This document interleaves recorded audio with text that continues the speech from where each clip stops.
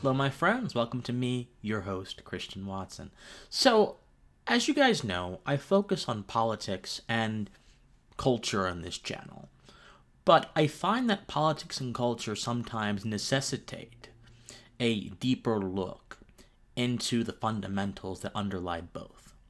Which is why I tell you that my entire project here with this channel is to engage in the philosophy of politics and connect, as I say always, the political with the human and the human with the political.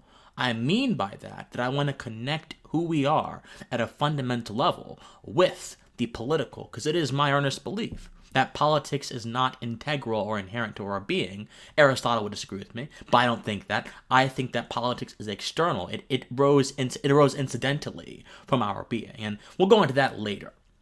But I wanted to talk about today social justice, because I talk about woke stuff and social justice all the time on this channel, and I'm going to diversify eventually. But I was just sitting and meditating today on my thoughts, and I thought to myself, Christian, social justice. There are all kind of problems with social justice. We understand this. We know that it destroys individuality. We know that it operates from a very narrow idea of justice, which destroys the idea of true justice. We know that it is based on arbitrary categories. We know that it is based on flawed methodology. We know these things. These things have been said ad nauseum by people who are much more erudite and illustrious than me in their thoughts and their writings and in the receipts they have to show for those two things. So I'm not going to relitigate that. But there's one thing that I do want to talk about, though, that is not being covered by anyone, or at least not in a fundamental way. And I want you guys to, at the end of this video, tell me, should I write or make a video essay about this topic? I could do a video essay, a real essay, a written essay, or both.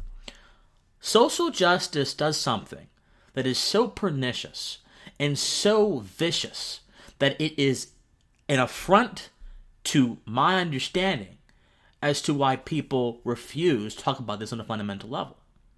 Social justice is involved with whittling down the fundamental nature of who we are as people.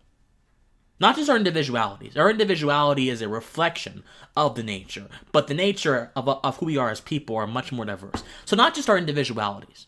Social justice attacks the fundamental value of who we are as people, both to history and then to characteristics, and then they presume those two things flow forth in their original form throughout time. Let me give you an example.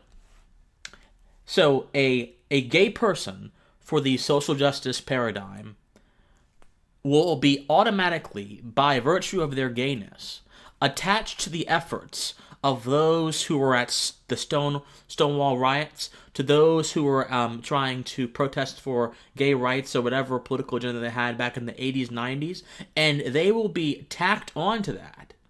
And then, as time goes on, their validity as social individuals will be weighed by that fact. This is not merely a fact of killing individuality, my friends, although it does that very well. This is a fact of reducing the human being to mere interactions that they may not have even encountered themselves. This is a fact of ontology.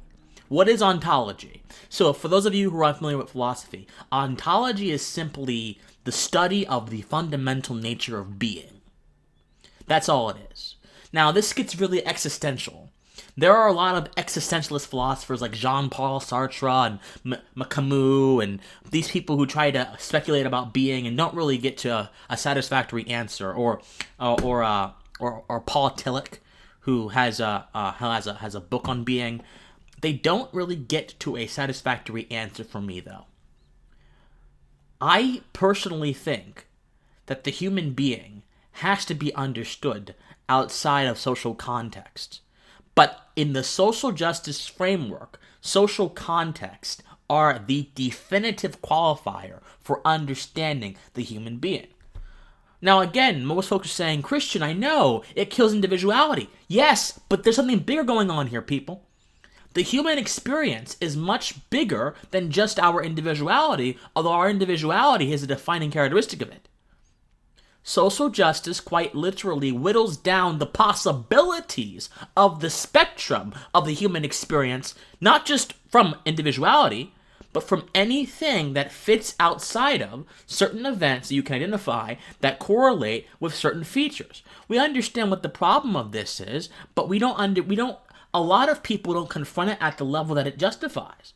If you confront the fundamentals in a very precise manner, it's very hard for the castle to stand up. So the problem with social justice is not just that it kills individuality, it's that on a fundamental level, it limits the broad breadth of the human experience. And it does that athwart of facts. It does that ironically, athwart of lived experience too. And this is a part of the sort of ontological weapons that the social justice crowd uses. Oh, I have a lived experience, and this lived experience is reflective of these very binary or these very singular characteristics that I have defined myself by. Ergo, you don't have the ability to act or to question anymore. Okay, something deeper is going on here, my friends. Something deeper is going on here. Lived experience is not the bounty of social justice. Defined experience that is held. Man, you guys, you're not ready for this. Defined experience in which one or two things are held constant, and one of those things are the characteristics of a particular person. That is what is held to be true and dominant in social justice theory.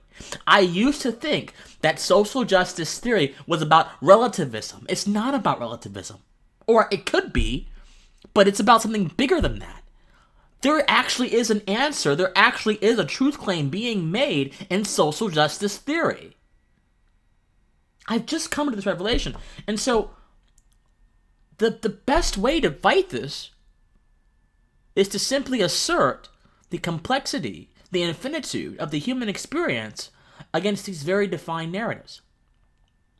It's not just about individuality, although that's a big part of it, but it's not just about that. It's about who we are fundamentally and how we understand ourselves in relation to the world, in relation to history. And in this Dr. Seuss thing that's going on, the Dr. Seuss Enterprises said, hey, the reason why we're doing this so that we can protect communities and families who read Dr. Seuss. The fact that you think people need protecting from offensive literature when they can protect themselves is astounding.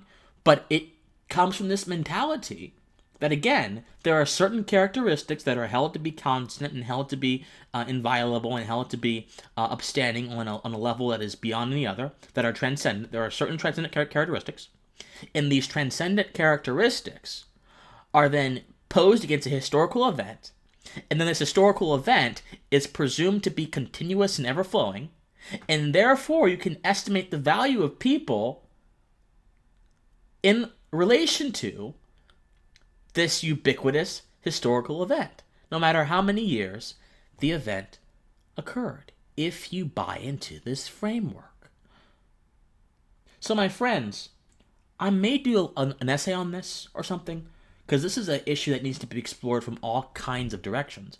But the best thing that you can do is say, no, I'm an individual, but I'm more than just an individual. I am more than that. I am an infinitely complex human being that, as Walt Whitman says, contains multitudes. And I cannot be held forth to certain constants in history. I cannot be held forth to certain characteristics. I cannot be held forth not just because those characteristics are immutable, but because they are narrow.